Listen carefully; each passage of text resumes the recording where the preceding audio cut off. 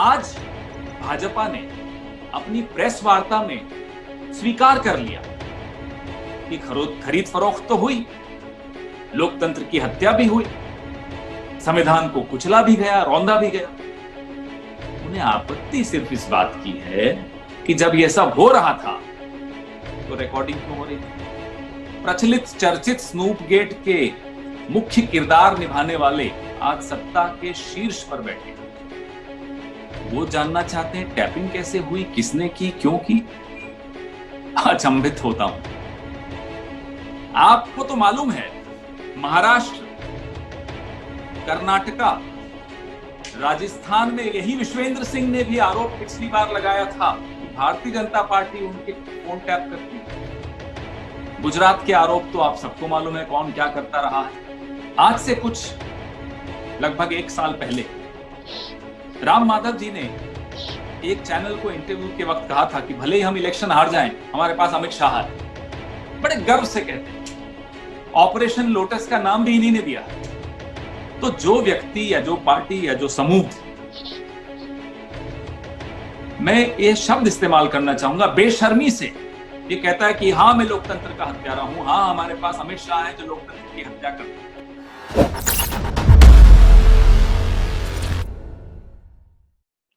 राजस्थान में लोकतंत्र की सरेआम हत्या के प्रयासों का जो भाजपा का खुला खेल है, वो पिछले हफ्ते 10 दिन से लगातार जग जाहिर हो रहा है, परत दर परत जग जाहिर हो रहा है। आज भाजपा ने अपनी प्रेस वार्ता में स्वीकार कर लिया कि खरीद फरोख्त तो हुई, लोकतंत्र की हत्या भी हुई, संविधान को कुचला भी गया, रौंदा भी गया। उन्हें आपत्ति सिर्फ इस बात की है कि जब यह सब हो रहा था तो रिकॉर्डिंग क्यों हो रही थी। और कोई शिकायत नहीं है, सिर्फ इस बात की शिकायत है कि रिकॉर्डिंग क्यों हो रही थी, क्या रिकॉर्डिंग कानूनी थी। यानी कि चोर मान रहा है कि उसने चोरी की, वह सिर्फ यह जानना चाहता है कि जब वो चोरी कर रहा था तो जो कैमरे लगे थे क्या वो कानूनी रूप से लगे थे। यह तो अजीब सी बात हुई कि हत्या का आरोपी ये कहे कि जब वो हत्या कर रहा था, जिस गवाह ने उसे हत्या करते हुए देखा और पुलिस को सूचित किया, क्या वो गवाह हत्यारे की निजता को भंग तो नहीं कर रहा था। ये बात सुनने में बड़ी रोचक भी लगी। आज जब सुबह हमने सुना, अपनी प्रेस वार्ता में भारतीय जनता पार्टी ने राष्ट्र के सामने आकर मान लिया कि हां चोरी हुई, लेकिन रिकॉर्डिंग क्यों हुई। यह भी स्पष्ट हो गया है साथियों कि चोर डरा भी हुआ है और उसके डर के कारण बड़े जायज हैं। चोर को यह पता है कि इस प्रकरण में न केवल एक केंद्रीय मंत्री बल्कि उस मंत्री के ऊपर के कई कई बड़े नेता फंसने वाले हैं, और ये डर चोर से इस तरह की गलतियां करवा देता है जो आज आपके सामने भारतीय जनता पार्टी ने की। शुक्रवार रात और शनिवार सुबह भाजपा को बेनकाब करते हुए कुछ तथाकथित ऑडियो टेप हम सबके सामने आए, आप सबके सामने आए। तत्पश्चात कुछ लोगों के विरुद्ध मुकदमा भी दर्ज हुआ।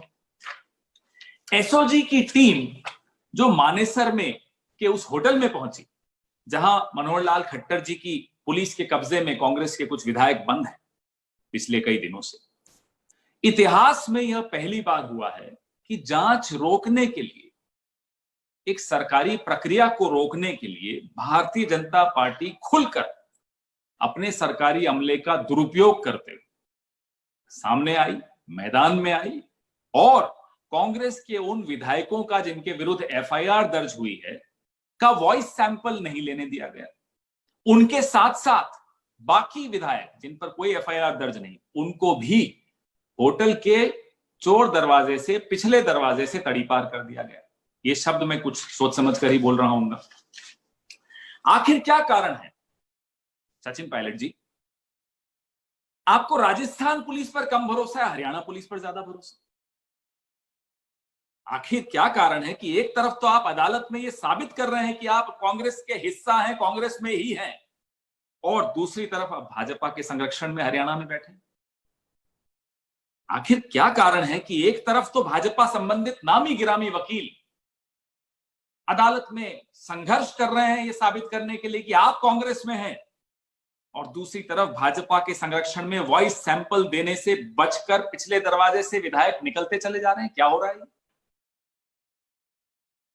सुनने में तो अब यह आया है कि इन विधायकों को भारतीय जनता पार्टी शासित कर्नाटका में ले जाने के भी प्रयास हो रहे हैं।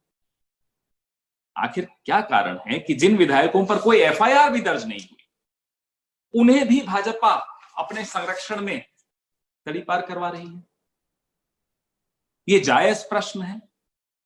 हम मानते हैं चोर डरा हुआ है, हम यह भी जानते हैं चोर क्यों डरा हुआ है। चोर को मालूम है कि अभी तो जो ट्रेलर आया है, पिक्चर अभी बाकी है, लेकिन जिस तरह से सरेआम ये स्वीकारोक्ति हुई आज सुबह कि हां चोरी हुई, हत्या हुई, संविधान को रौंदने के प्रयास हुए, बड़ी बेशर्मी से आकर कहते हैं कि भाई कैमरा क्यों लगा था। जो हो रहा है आपके सामने हो रहा है, रोज नए नए तथ्य आपके सामने आ रहे हैं। आपने रिकॉर्डिंग सुनी, मीडिया के ही साथियों से ये रिकॉर्डिंग्स कई जगह और भी, राजस्थान में और कई रिकॉर्डिंग्स दिखी, सुनाई दी, सबने सुनी। तो परत दर परत जब तथ्य सामने आ रहे हैं, वो भी आपके सामने रखे जा रहे हैं। और कांग्रेस पार्टी ने खुले मन से एक बार नहीं, दो बार नहीं, कई बार दरवाजे अपने खुले रखे हैं, सचिन पायलट जी के लिए भी और उन तमाम विधायकों के लिए जो बीजेपी के बिछाए जाल में फंसे हुए नजर आ रहे हैं। भारतीय जनता पार्टी अपनी प्रेस कॉन्फ्रेंस करके जब ये पूछती है तो हंसी आती। स्नूप गेट, प्रचलित चर्चित स्नूप गेट के मुख्य किरदार निभाने वाले आज सत्ता के शीर्ष पर बैठे, वो जानना चाहते हैं टैपिंग कैसे हुई, किसने की, क्यों की। अचंभित होता हूं। आपको तो मालूम है महाराष्ट्र, कर्नाटका, राजस्थान में यही विश्वेंद्र सिंह ने भी आरोप पिछली बार लगाया था कि भारतीय जनता पार्टी उनके फोन टैप करती है।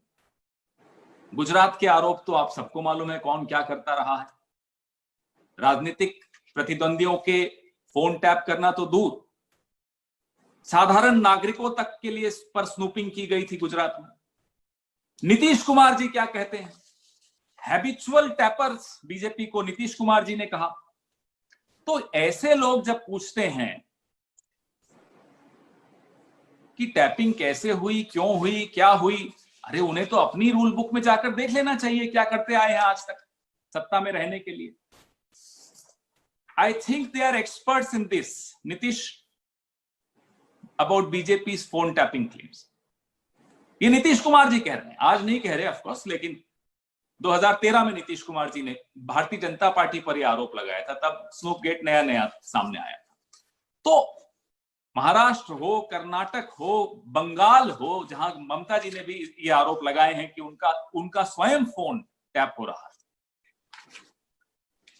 अनिल देशमुख जी ने भी कईयों ने आरोप लगाए। तो लगातार अगर आरोप लगते आए हैं जिस पार्टी पर, वो आज शराफत में सामने आकर कह रही है अरे फोन कैसे टैप होते हैं, रिकॉर्डिंग कैसे आती है।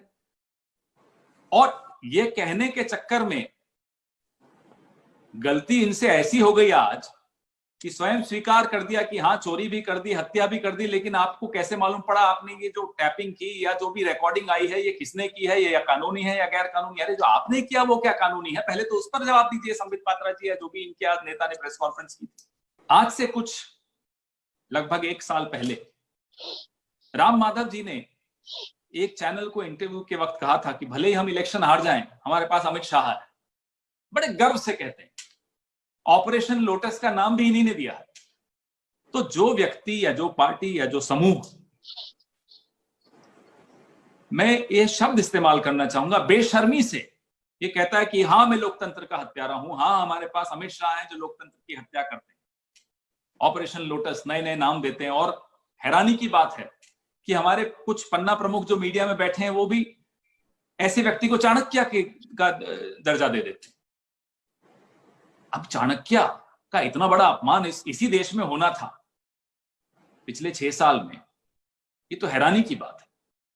तो जिस व्यक्ति को गर्व है कि वो चुनाव हारने के बाद भी हारता नहीं है क्योंकि वो पैसे खर्च करके, प्रलोभन देकर, डरा धमकाकर, एजेंसीज का दुरुपयोग कर कर सत्ता पर किसी न किसी तरह से काबिज हो जाएगा और उस बात को सेलिब्रेट किया जाए मीडिया में, उस बात की तारीफ हो जाए मीडिया में कि अरे साहब, they have fire in their belly. What use is this fire which is burning the Constitution of India? I ask. ये जो फायर इन द बेली वाला जो कॉम्प्लीमेंट्स आप लोग दे देते हैं अमित शाह को, ये वही आग है जो इस देश के संविधान को जला रही है, भस्म कर रही है, और हम ये नहीं होने देंगे. सख्त, आपने कहा सख्ती, जो इस बार आपने देखा किस तरह से अब वही एमएलए जिनको कैद में रखा गया है बार बार संदेश भिजवाने की चेष्टा कर रहे हैं. हम संविधान की हत्या नहीं होने देंगे. सुन ले ये भारतीय जनता पार्टी के तथाकथित चाणक्य, अच्छी तरह से सुन लें. अगर आपको हमारे वीडियोस पसंद आए तो प्लीज लाइक करें, सब्सक्राइब करें और शेयर करें.